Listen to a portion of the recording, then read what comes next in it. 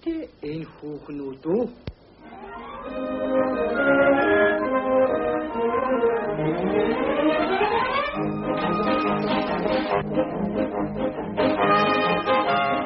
Эрхэм үзэгчдээ, үе үеийн Монголын уран сайхны киногоор бэлтгэдэг кадр нэвтрүүлгээ найруулагч Дорж холбын бүтээл энэ хүүхнүүдөө киногоор бэлтгэлээ. За энэ хүүхнүүдийн кино бол миний явдаг уран бүтээлд тун чухал кинонууд нэг юм байна.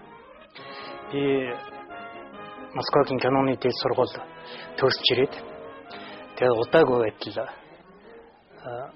найруулагч Дорж холбын намайг дуудаад тэгээд нэг кино хийх гэж байгаа би. Итгэж болно гэдэг жүжиг кино хийх гэж байгаа юм. Чи тэрүүнд одоо зураглаачаар ажиллаач гэж ингэж хэлсэн. Дорж холбоо энэ л одоо Монголын кино урлагт инээдмийн төрлийг одоо анх нэвтрүүлсэн хүн гэж одоо ингэж үздэг.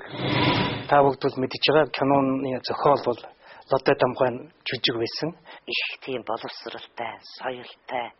Тэгээд их уран бүтээлч, харахад их махлаг тийм ингэсэн хүмүүстээс их хүүхд шиг гин зан заримдаа хөөрхөнд тоглоно, гаргана.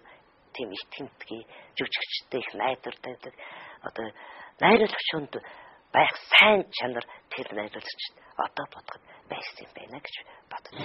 Одоо Дамгай энэ киноны зураг авахд бол дандаа ирдэг жилдэг байсан да ярин завлгаар бол тэгэл ирээд л тэр дэвшээ тоглож яхад нөгөө үгийн хязгаар энийг бол ингэж хэлмээр юм байна.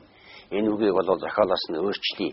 Ингэж хэлье гэдэг зураг авч яхад одоо Дамгай саналаа гэж тэн тоглож байгаа хэсгүүдийн үгийг өөрчилж исэн санагддаг юм. Дорж холбон багш маань их сайхан сэтгэлтэй, их бүтээлч, хүнд юмны ур суурийг сайн ойлгуулж өгөх гэсэн дандаа л хоёр гараа ингэц явж идэг тийм их сайхан халуун сэтгэлтэй, их халамжтай, өгөөжтэй тийм сайхан найруулагч байсан юм а. Тийм учраас би Дорж холбон багштай их баярлаж явдаг юм а. Тэгээд Дорж холбон бол ер нь жүжигчтэй их сайн ажилдаг. Жүжигчдийг шил сонгохдоо мэдрэмж их сайтай. Багш маань манай ангийн хүүхдүүдийг сайн мэднэ дээ. Бид кино урлагийн үндэс гэдэг хичээл орж ирсэн. Тийм болохоор зэрэг нэг өдөр л манай жүжигчин Мегмар одоо улсын гавьяа жүжигчин шүү дээ. Мегмар за Сэлэнгээ гавьяа жүжигчин намайг бид хэдийг л авчаал. За та нар кино тоглоно. Энэ хүүхдүүд гэдэг кино хийх гэж байна. Өнөөдөр ороод зурганд орно. За ингээ хувц мовцыг тохируулаад өмсөх чинь яваад очаараа гэж бид нарыг ороо очаараа гэсэн.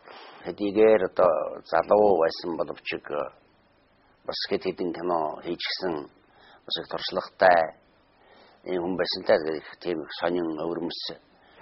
Ер нь манай Дорж холбоо бол Монголын кино урлагийн уламжлалыг одоо хадгалж тэгээд өөрийнхөө өвөрмөц арга барилаар инээдмийн киног хөгжүүлсэн ийм хүн юм байна л да.